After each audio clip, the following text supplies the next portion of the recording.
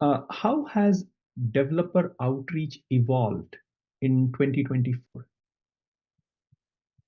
Um, I think it's that's a great question. I'd say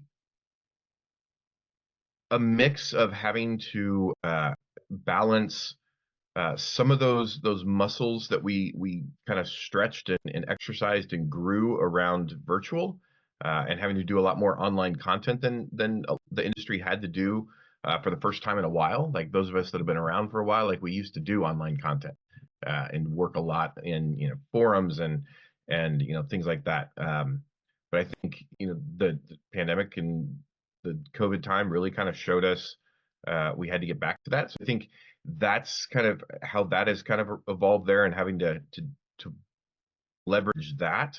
But also in person is another skill that we've got to relearn, and I think we're starting to see that that outreach, and it has to be a lot more impactful. I talked earlier about the having impact metrics. It's the impact, the outreach that you do has got to be have a lot of impact. It's also got to be able to be tracked. You got to be able to build the right metrics around that. You got to be able to track it and track it all the way through. Collaborate with your sales teams, collaborate with your marketing, communication teams, and start to really uh, figure out how to really track those interactions you have all the way through, so that you can start to show the value of the outreach activities you're doing. I think those are some things I'm starting to really I've been, I hate to say preaching, but been yelling from the mountaintops for a while.